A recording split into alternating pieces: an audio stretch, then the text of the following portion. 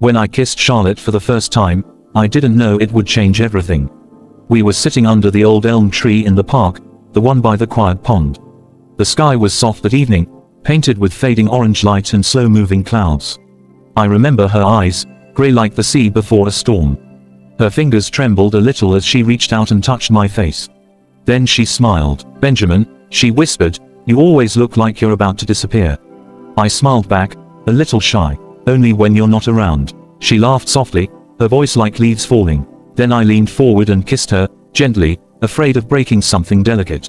It was our first kiss. Warm, careful, and slow. But a week later, Charlotte got sick. At first, it was small things, tired eyes, a cough, a slight fever. We didn't worry. People get sick all the time. Probably just a cold, she said with a shrug. She always tried to make light of things, like she didn't want to trouble the world with her pain. But the cough got worse. Her eyes dimmed, her skin paled. When we finally went to the hospital, they ran tests. I still remember the look on the doctor's face, tight-lipped and heavy-eyed. He called us into a white room with flickering lights and too much silence. "There's something in her blood," he said. "We need more tests." Charlotte just nodded, but I could feel her fingers dig into my hand. She got worse quickly. By the second week, she couldn't walk without help. Her legs would tremble under her weight, and her breath would come in short, broken gasps. Her laugh was quieter, her words slower. "I think," she whispered once as I tucked a blanket over her, "that kiss was cursed." I shook my head. "Don't say that." "But it was so perfect," she smiled. "I think it stole all my luck." The doctors said it was something rare, an autoimmune disease triggered suddenly. The strange part was the timing. It showed up right after our kiss, right after the happiest moment of our lives. I stayed by her side every day. I read to her, sang badly, drew silly pictures. I brought her the lilacs she loved, even though the smell made her nauseous now. She laughed anyway. "I still love lilacs," she said, "even if I can't keep them close anymore." It was the same with me. She couldn't be near me for long. Her immune system started reacting to everything, including me. They said it was as if her body thought I was a threat, even when all I wanted was to hold her. There were days when she was too tired to speak. On those days, I would just sit beside her bed, holding her hand. Even if she didn't squeeze back, I held on. I told her stories from when we first met, the time we got caught in the rain and danced anyway, or when we ate too much ice cream and watched the stars until morning.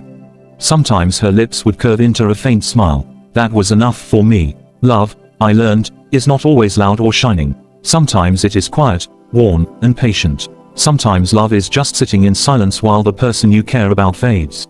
She asked me one night, "Ben, do you think it was really your kiss?" I didn't know what to say. I had thought about it 100 times. Was it something I carried? Some strange infection? A touch of fate? Was I her doom disguised as a dream? "I don't know," I whispered. She looked out the window. "If it was, I don't blame you." That broke something in me. I wanted her to hate me, blame me, scream at me, anything, but she forgave me, even when I hadn't forgiven myself. That is what love looks like. A reflection in pain, a kindness that endures. I stopped kissing her. Even when she begged for one last kiss, I shook my head. "No," I said, "not until you're better." "But what if better never comes?" she whispered. I turned away. I couldn't bear the weight of those words. I chose distance over desire. I chose her life over our love. And I hated every second of it. The worst part wasn't the disease. It was watching her smile less and less. Her once bright laugh turned into silence. Her fingers, once full of music and drawings, now lay still. The girl who once danced barefoot in the park now stared at the ceiling for hours. But when I sat beside her, she would still reach for my hand. "Thank you," she said once, her voice almost gone. "For what?" "For not leaving in time." Her parents asked me to step back. "She needs to rest more," they said. "You're here too often." But I knew the truth. They were afraid she'd get worse with me around.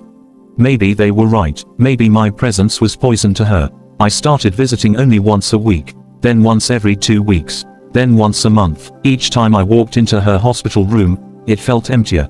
Like time was peeling her away from me piece by piece. But every visit, she would whisper the same thing, "Don't forget me."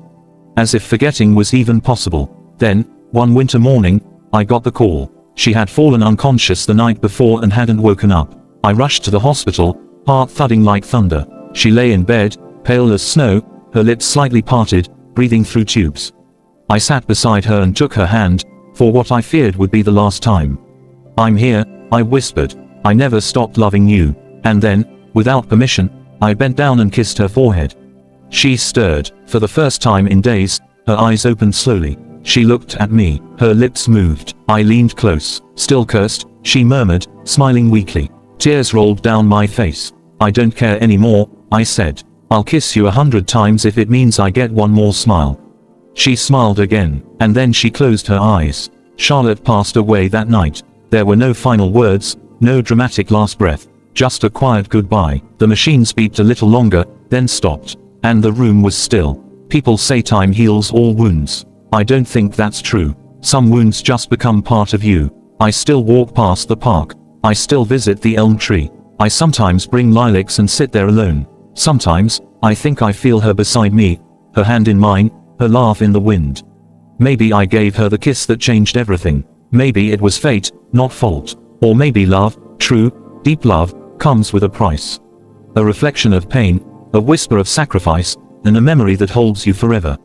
It's been 3 years. I still see her in my dreams. She stands beneath the elm, healthy and whole, barefoot in the grass. I walk toward her, and she opens her arms. I run into her embrace, and for that brief moment, there is no sickness, no sorrow, no separation. Just the warmth of love, timeless, pure, and endless.